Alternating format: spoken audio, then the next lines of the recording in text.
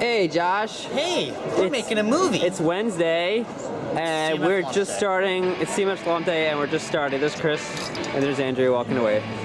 As usual.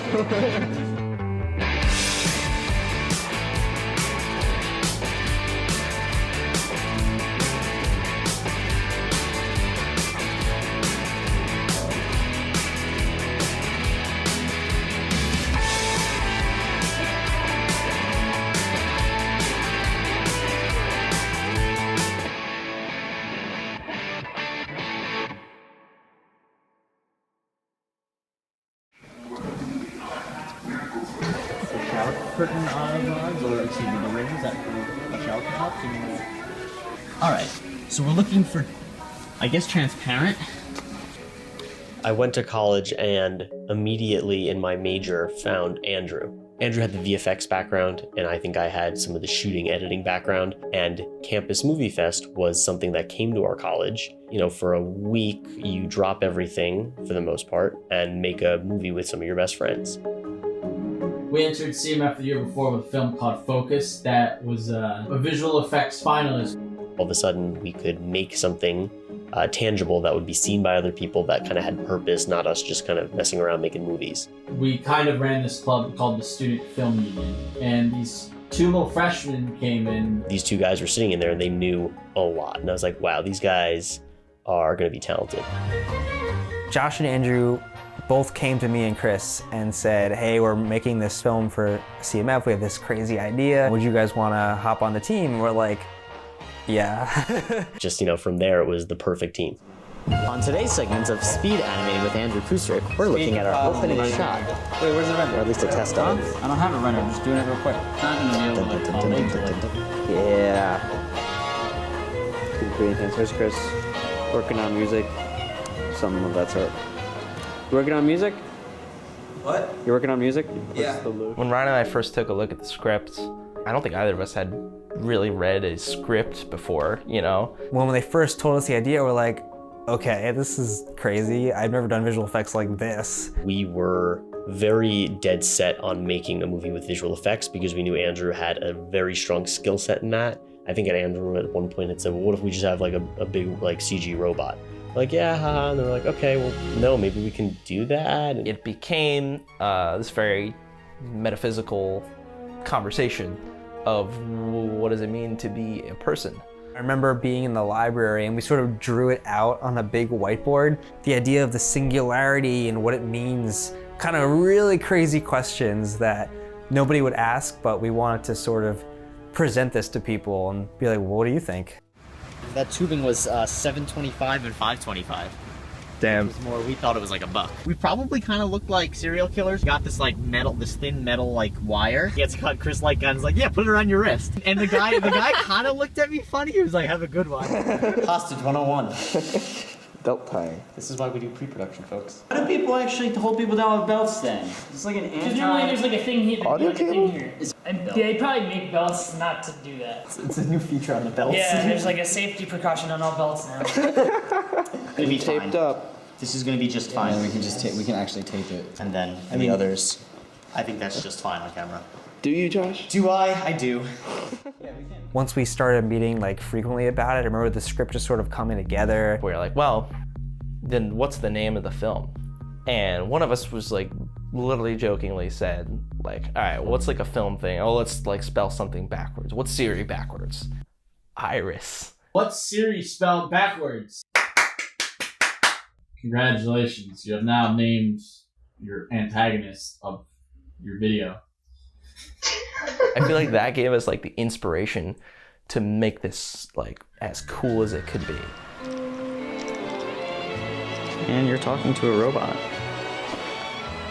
I don't want to do the process. I don't like. I remember early on we thought it was gonna be just a white blank room. We had done a lot of tests.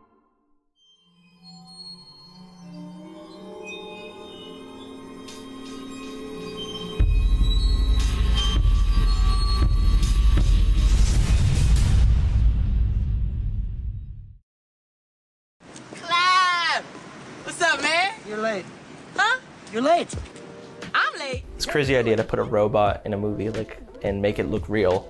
I don't know what Ryan was thinking. I didn't know what Andrew could do. When we first were talking to Andrew about it, he's like, yeah, I can totally put the robot in. We're like, okay, we'll do it. And then we were like, I don't know, let's go to Josh's dorm. I don't know, we shot a clip for some reason. And then I'm like, all right, I'm gonna go put the robot in this clip. And we got back a test render that Andrew had done. I think that might be the most mind-blowing moment of my college career. I was like, people can do this? One person can do this. Once we saw the feasibility of how quickly and how beautifully Andrew could make this look, it was kind of like, well, okay, maybe this is possible.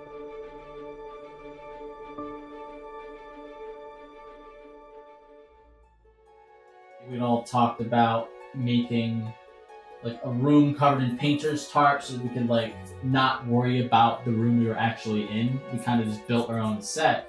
For the set creation, we were kind of running on very little to no to low budget.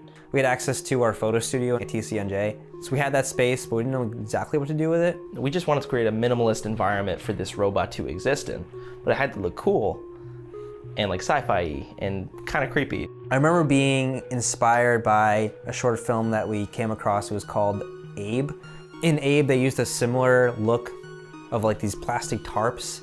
And we started saying, okay, well, serial killers kind of have these kill rooms, these white rooms. So the idea was to use a painter's tarp. The first question was, how do we even hang this? So we wound up using plastic clips that you can kind of use on your shower curtain. So we just kind of hung it up and we're like, oh, this looks great. I remember one of the most exciting things about the set was when it finally started coming together. And for a really low budget, I thought we came up with a decent looking idea of what the set could be. And then once, we dressed it up with tables, just black cloths, Andrew's monitors, random computer cases, electroluminescent wire just to add accents. Tubing and the chair that Chris found was amazing. It was a barber's chair, but it just added instant production value. It was Chris's mom that found it on Craigslist. When we saw it, we're like, this will work. This is great. We've got to put it in. It was sort of the centerpiece of the scene. And I think in the end, it looked pretty good for what it was. What time is it? It's 12:30. 12:30 in the morning. And what are you guys doing? Barber's chair across TCNJ. We're gonna get to my room on the 8th floor. Hey, we gotta reline. Oh. Okay. Good to go. We're good. Once we built our set, we sort of did like a screen test almost with Chris in the chair as a sample subject. Oh, when I sat in for the screen test, We have to put it in. do we really? One shot. Just one shot. The grade test. Here's a shot of me acting. It's terrible. You will not enjoy this. And you're coming too. Yeah, you're looking over this way first. You're looking really confused. What? Where am I? Who the hell are you? Answer my question. Where am I? Let me out of here. What was the question again? It's quite remarkable. But the sooner... Wait, so am I following the robot? Yeah. You follow the robot as he goes off. Yeah. Why does it look so strange? Like, why is that big diagonal line there? Always crave this. By the time we were ready to shoot, we had the whole set built. Andrew had created Iris, the character, unanimated but ready to go. If we hadn't planned all that ahead of time, it wouldn't have been possible. I don't know, maybe we spent $60, $70 between some of the equipment, maybe some food, that was it.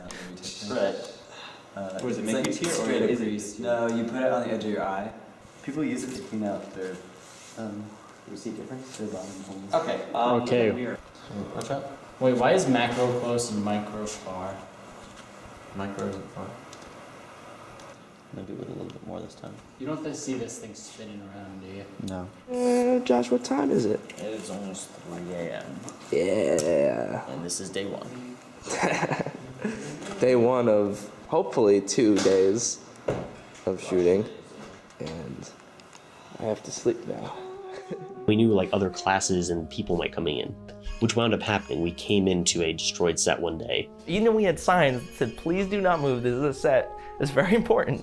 Someone did something and we walked in and the set was like kind of destroyed.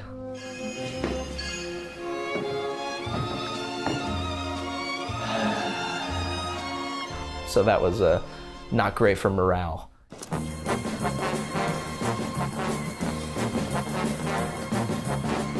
Color viewfinder, dude.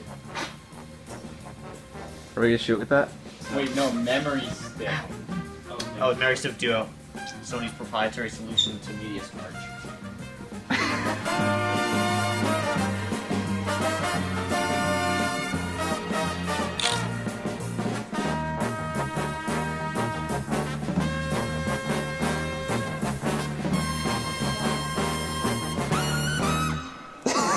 I knew it could happen, but I was very surprised that it was so ambitious. Yeah, I think the first time I read the script, we like went into a studio room to just record me reading it. Josh asked me to like start riffing on what was there. I knew Garrett early on because he was on Andrew's freshman floor. The Mixed Signals, which was the improv group that he was in, and Steve as well, into some of their shows. I was thinking, you know, Iris needs a voice, and Garrett would actually probably be a really great voice for that character. We have this like kooky artificial intelligence character that's gonna be a robot.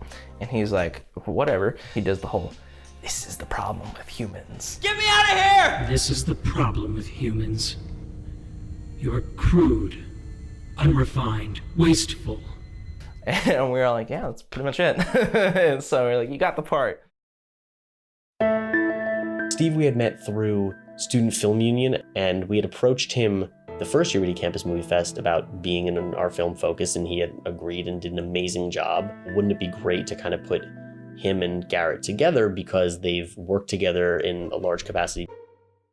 But like definitely having done like improv together makes being on set more fun. Yeah, I feel like it was such a natural transition for us to be on film. I hesitate to say together because you did turn into a giant robot. Yeah, I was never, I don't actually have any screen time. Yeah. But it's kind of funny because Garrett and I were in the year before Iris, I think. Oh, we were in Pippin. We were in Pippin together, Yeah. and that was another show. Where I was like some Garrett. omnipotent being who was totally in control of your life.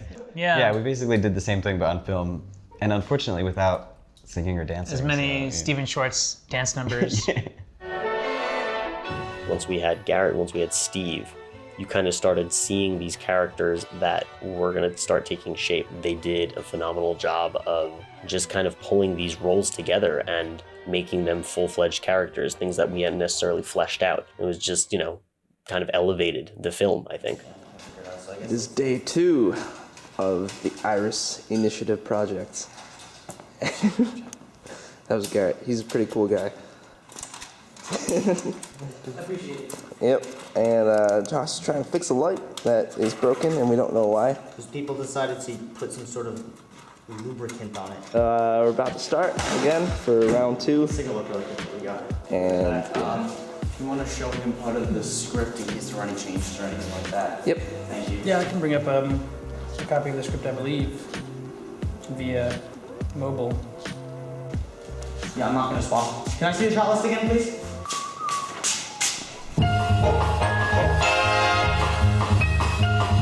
BTS, BTS, B to the D to the S. Yeah. Can you give me a big feather? Yeah. Swing around, please. Yeah. So you're facing the front, yeah. Okay, beautiful. Right, so then we're gonna do a close-up on you. I'm just not gonna do that yet because starting. I think what we're gonna do, I would like to ask Andrew, but I can't. Isn't he out of class now? Yeah, 5:30. What building's you? Get you calling Andrew. Put it on speaker. It'd be funny. Andrew, it's all gone. It's all gone. No, we're doing fine. Just if you can hurry up and get here, it'd be great. We have a couple more shots that we want you to look over. Okay, bye. What an actor. I totally believed you. That was amazing. Working with Josh on camera, me doing the audio, Ryan helping Josh and just kind of planning out VFX stuff. It was all very fluent. Like we all kind of knew what we were talking about. We shot for 2 days. The vibe of the set was a combination of everyone a little bit stressed out, but also everyone having a great time and just being creative constantly. I think time flies on set, like when I'm just in the zone or any of us are just in the zone and we're just trying to get things done and look at how many shots we have left and keep track. This is a CG character, so where are we showing them from? How long are we showing them for? The other half of that is we're just having a blast. We're just having fun and trying different things and having a blast. Can you quickly come over here? You said check my voicemail. Who said check? No, later. Later check your voicemail. We're saving all of the fourth wall shots from reverse for the end. Then we cut to a low track to get him back to the table. Think about it, David. Mankind is always craving. Just turns around and goes over. That's where we are now. Okay. We actually, in reverse, you're actually going to be starting on this side. So you actually come over to, and let me see how far you should be going from here. What does it say? Star Wars director Joshua Lucas. Wasn't. Okay. I like the light though. It's gonna look cool on the robot. You got to do that. I am talking about the servants of humanity. I am talking about the transformation of mankind, the next logical phase in your evolution. When we did the test shots, he was like in my face about it. And we were already so used to that from Pippin and mixed signals and translated to camera very nicely. Garrett was doing voiceover live on set, and I think that added a level of realism to it. I think it allowed Steve to react and interact. Because even though it's a robot, the thing that his emotion behind it was really powerful. This was like the second time I'd ever really done like a non-high school film project. It was a good experience to learn how to be that close to your audience, especially like coming from a theater background. You can do 10,000 hours on stage, and then all of a sudden there's like a camera in front of you, and you're like, what do I do now? Yeah, but I really liked saying, okay, action, and getting to do the take and just like letting all of that disappear and just going for it. That is why we have decided to intervene. Help! Help, please, anyone! Same. Anyone! Such convoluted creatures. We would run the shot dry with Garrett being the robot and like doing the physicality of it. I would be there, and they would like find a place for me to be like slightly off camera. Yeah. Rolling. Hello, David. How are you feeling? We'd block out the scene first for actor performance, in which Garrett would kind of play the robot, and Steve would, look at him, do his lines, and then we would do a take without him, but Steve would still be looking where he would be. Hello. And that way visual effects later in post would line up where the robot was going to be. From flint and fire to the atomic bomb, what has humanity done? Bettered life? It's selfish and messy. When Garrett was doing his lines off screen, I would literally just have a recorder by him recording the lines that he was acting. And that's how we got our audio for the robot. He would just do it, and then that would be it. Decided to intervene. Oh, he's a little excited about it. Like, yeah, I want to give him that. I want to give him that character that people are gonna love. Shot 42. You just don't understand what is truly possible. All of you the same. That is why we have decided to intervene. Great, once more. Around somewhere. It's okay.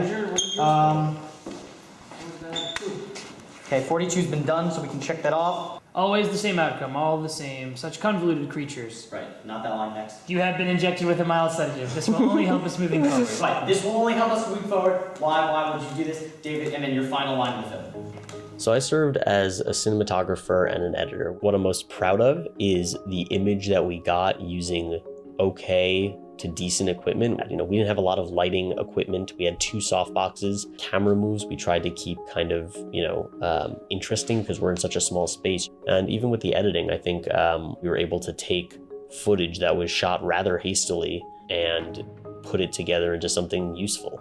When we met Ryan and Chris, really, that was just kind of taken a step further. Chris had this incredible background of being able to take our films and elevate them with music. Ryan has this amazing background when it comes to all the non-3D things that are going on, which are substantial. So it's interesting just that it's perfectly worked out that everybody kind of has their niche, and then beyond that, everybody just has an idea of how to do everything. What time is it? 4:40. 4:40? Is that right? Yeah, it is right. Did you say Iris again? Ah, yes. Because Iris was such a VFX heavy film, we had to jump right into editing as soon as we could. And I think we were already meeting up to start looking at the scenes and editing them that night. Josh was already starting to narratively cut the sequence together because that had to be done as soon as possible for Andrew to put the robot in the right scenes. Okay. Yeah, I'll just have to, basically, I'll just, the needle's gonna be, I'm gonna take this ball off the end of this white part, attach like a little needle to it, and it's just like that. And then just give me a 2D picture of it matched up to that, and I'll track it on. And then look, here, all we see is the arm now behind him, and then just pull Rises up. back up. Smooth. Hey, what's up? It's Sunday, 4 o'clock, grabbing some food before we're gonna get back to editing. 46 hours. 50 hours. Yeah. I'm getting sick. Well, I've been sick actually. Being all the way over here just to sit next to you, Chris. What is that? Josh made it. Brownie. High school, nice merch. Get ready.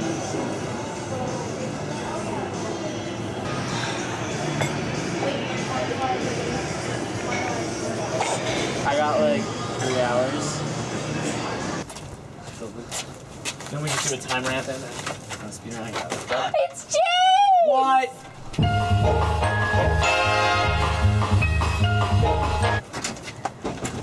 Oh my god! Chris won't let me listen to the music. It's not done yet. Rendering 81 audio previews. Wait, how does it run them separately or one shot? I don't know if I'll compile them. Post-production took about 3 or 4 days of us mainly just sitting in one room. It was just 3 days non-stop of Andrew tracking all the scenes, putting Iris in them, and starting to animate the character along with Garrett's dialogue. Went in that room maybe midday Sunday, and we didn't leave until Tuesday at 5 p.m. That is compatibility. Wait, 150. That's offensive. It is not 150. Wait. Nor is he 5'10". do we actually know what blood type Steve is? Okay, this is Alejandro recording for the both newscasters. This is the end bit, take 1. Coming up next, we'll take a look at tonight's weather. Sure. Okay, so the line before it is. You can just flip it I'm just around. gonna say, however, they are asking any. Okay, I'll flip it around. All right. That's right, Jim. We've been covering this story for the past few days. I can't tell how much you guys can hear. Is it completely invisible? It's literally like none. Yo, when you put it on, There's slip out there, you know. I can hear the vibration. Do they call us A-pop? No, they call it J-pop. What do they call us? A-pop. A-pop? We should just rename this entire behind the scenes shoot. Andrew became a zombie, and this is how he lives his life now. Watashi wa zombie Andrew, desu ka? stop it. Hi. Stop speaking Japanese. Watashi wa. Ryan likes my music. I was kind of a little bit of everything, but kind of fell into the music. When I stepped into that role, I had never done anything like that before. I think most of the score was just me like, oh, what sounds cool? You know, I know violins are cinematic. Let's throw some of those in. So, you are currently editing the score. Almost done. It's coming together really awesome. Yeah. Just using this magical keyboard. Which is not plugged in right now. I just realized my dad always says, Ouch. in home videos, he never shows up. Yeah, We should start filming you guys more. In there. You transfer the footage. Hi. Yeah, I transferred. Could you eject for me then? All right.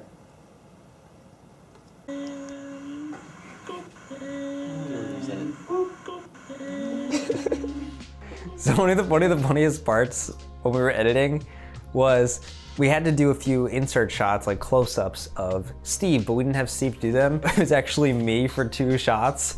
In the beginning of the film, it's actually my arm. And when there's a close-up of us putting a needle in the back of Steve's neck, it's actually my neck. For the needle, it was actually just a paper clip that I ended up doing some visual effects on later to make it look more like a needle. It's literally Ryan's neck, and somebody, might have been Chris, poking him in the neck with like a pen. We just all laughed. Can we make a dubstep remix of that? Syringe onto the paper clip and has sharpened the point successfully. So that's done. To begin with, we were already exhausted because everything was like a 24-hour parts of the day task. It got to the point where we were all just deliriously tired. Staying up late, some weird stuff goes on. My trick, lots of water, like an obscene amount of water. That's my trick.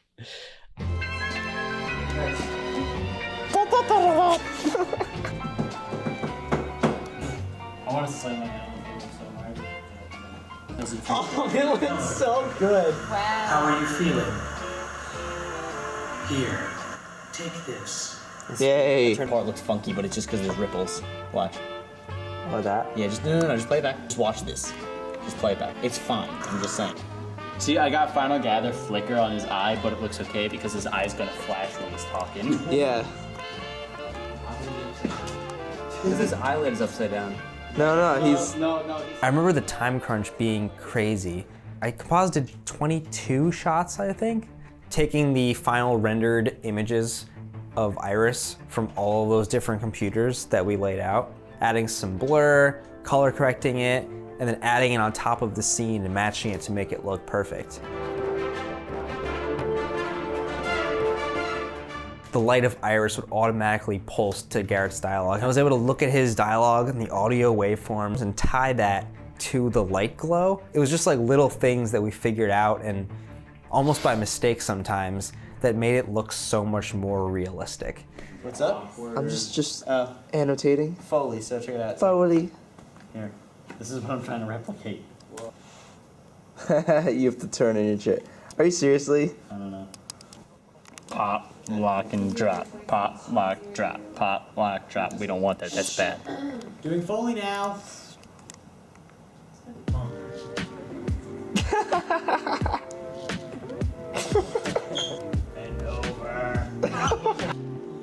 It's gonna be fast anyway. It's so fast. This is how fast it happens. Light rapid. Light wrap the needle. Oh yeah. Maximum render power. What is this? Maximum render power. Josh, here's another shot. Usually the average render time for Iris was anywhere between 3 to 7 minutes per frame. So every second Iris is on screen collectively take 72 to like 160 minutes to render. We really needed access to as many computers as we can get to render Iris. Say when Pixar makes a film, they have an entire render farm of thousands of computers that can do this at once, but we had 2 Mac labs. We essentially split up the shots on collectively like 40 computers in the college computer labs. There was no way to network the computers automatically. We had to manually go to each one with a flash drive and specify, okay, this computer is frames 1 through 10. This is doing 42 through, I don't know, 60 something. This one does 60 through 120. This one does the 120 through 180. It became this nightmare of, oh God, which computer rendered what? And it would get so hot in those rooms. We were just running around sweating and like so tired. We figured it out in some degree. I am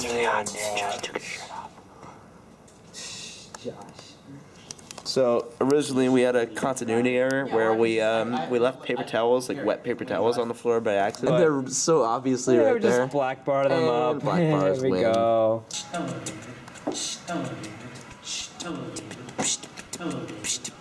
Like, this is the most we can probably ever do for CMF. Got like a one-take action sequence. Shut up. It makes our job so much harder when you want to do one takes. Yeah. Alyssa drew these. Such a teacher. She is such a teacher. Exactly 5 o'clock in the morning. What day is it? What day is it? I don't even know. Monday? Could be. There are no days, only time and food. Anyway, it's been a long night. We got scores in. The scores. Just don't lose so it. Nice. And Andrew's gonna stay overnight here. I'm right into the light. Into the light. So It is 5:18. 5:19. Done. Yeah. Hey, birds. Alright, so this is pretty much the last day that we have to do things. It is a Monday. It is 4, 5, almost 7. I'm finishing up with the sound effects I have queued up for the robot. What I really like is the, and it's like a small effect, but all of the different noises that Iris makes when like its joints move or like when the eyelid moves, like you just hear the sound effects of like metal and plastic clicking and moving, and like that is just so like money. That was done on the last day. That was like the last audio thing that had to go in, were the sound effects for the robot. You know, the blinking, the moving. No one knew what it was gonna sound like. The final sound that came out of what the robot actually is. I remember a couple. It was pencil sharpener, like 3 kinds of servo motors, electric razor, all these different kind of sounds. I had like 20 of them. We had to sync all those sounds up to the robot literally in the last like 6 hours that the film was due.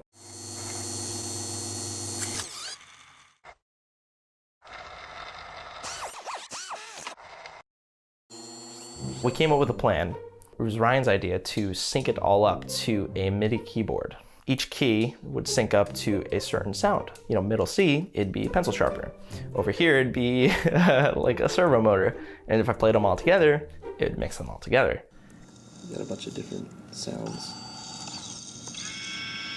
So that's going well. And once I get a rough cut of what it's gonna look like, I can sync up the sounds of the robot. And Josh and Ryan are somewhere. Just kind of pan around on it. Oh, that is the wrong. So we're using all these computers to render all of our animations. I'm rendering my own little thing over there. I made a little screen.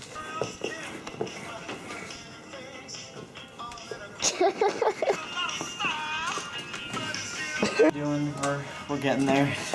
Slowly but surely. It's 1 page. Yay, coordinates.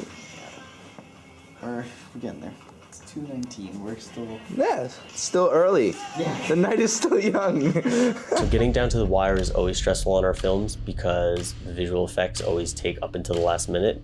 The whole project was just a race against time from the beginning to end. I had honestly really didn't have a clue that we'd make it in time. Morning classes were going to be coming in, and we're trying to figure out what rooms we can be in or not. The fact that we produced the entire thing in a week is still mind-blowing to me. I was a zombie. I was non-existent. Ryan, what time is it? 5:30. 5:30. I have class in 4 hours. Yay!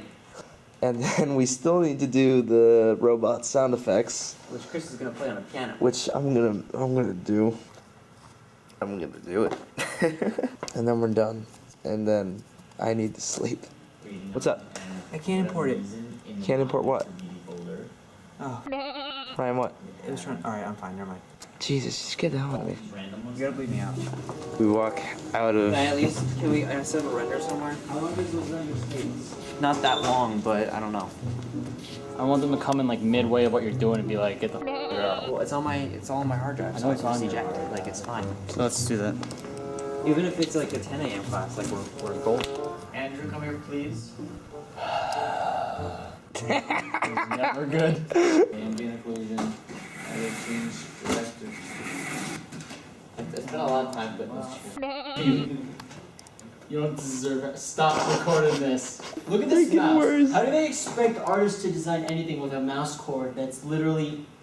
I remember it was like hours before it was due, like maybe 2 hours or something. Chris is in there live composing sound effects for the robot. It was getting tight. It was getting intense. I think we were up for like 34, 35 hours straight, other than like micro naps. There's the last day, we were going all day. Chris was like losing his mind. He was getting sick, he was getting a cold, and Chris was so out of it that he forgot all this his name. 1:30. Yeah. And that's 4.5 hours before the movie's due. And we still haven't slept. And this is Josh and What are you saying? what's her name? Alyssa? Oh my god, I can't believe I forgot that. Alyssa. Josh and Melissa are getting us food. Thank you. We're eternally grateful. And I'm getting exponentially more sick. And Ryan's gonna get sick soon too. Probably. And we're just gonna be sick together. I wouldn't doubt it. I would, and doubt it. Made it to Campus Moviefest. Andrew, this is the last funny face you'll make on the thing. I can't make chins. It's not really possible for me. Basically, we just barely got everything finally rendered and put in together. We were just so brain dead at that point that it was like, I hope it's good. We all just went back to our own dorms and just nobody talked for like a couple days. You know, obviously you always see like the flaws in your own work. Steve is tied to the chair with gaff tape. At one point we have a screen that's off to the side showing like his vitals and stuff, and it's a music stand. Sometimes the rotoscopes weren't that great. So that's kind of sad. Oh, and that electroluminescent wire was never on.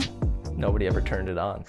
So it's just like blue wire that's not glowing. When it was time for the screening, we were all so nervous. We're like, no one's gonna get this. This part's wrong. Everything's bad. It's not gonna work. Nobody's gonna like it. I think everyone was kind of in disbelief. Robot comes down and everyone's just like, oh my god, they didn't. Sitting there like, yeah, we did. The first time I saw Iris and Steve like on screen at the same time, I was like, oh yeah. It was like, okay. I mean, come on. Yeah. Like this is like, it was unreal. The way that it was able to, like the joints they put behind it, it was so impressive because it was so articulated, it seemed alive. And I knew that they could animate a robot to do the blinking light and everything. But to see this like robotic arm that really lived and breathed and emoted like Garrett was saying the lines, it was mind-blowing. Yeah. And the music. Yeah. It sounded so good.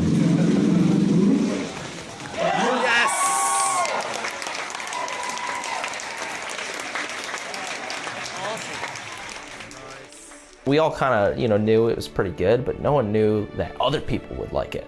Everyone was wide-eyed and open-mouthed when they saw it, which is just the coolest feeling ever. The magic of the video is that it's so interesting to watch, like for a kid, for anybody. You anticipated Black Mirror. Yeah. Oh my god, yeah. We're just missing the accents. Then there was the logo reveal of Iris being Siri backwards. It spins around, we see it says Siri, and we're like, oh, like, will people realize it's like an AI, whatever? We thought it was clever. Wait, is that in the video? I don't think we ever taken that. What? In the... The letters slip around in the video or no? At the very end, yeah. As soon as like as soon as it was decided it would be called Iris, I think Andrew had already told me like, oh, the ending is gonna be like we flip it around and it's gonna be Siri. And they would come up to me and was like, I see what you did with the last shot. It's Siri. Like Iris is Siri. And we're like, you got it. Like that's it.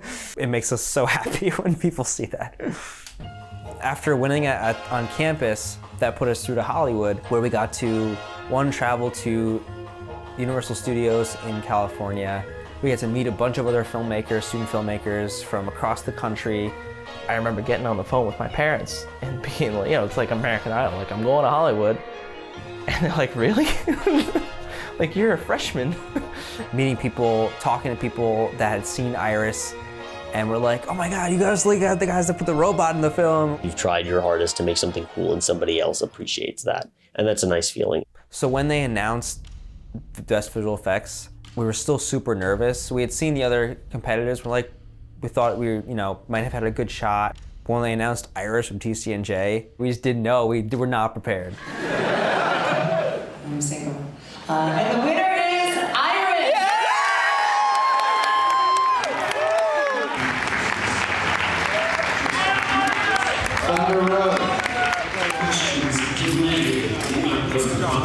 Okay, so I spend 12 hours a day in front of a computer doing visual effects, and there are a lot of people in front of me. I am shaking.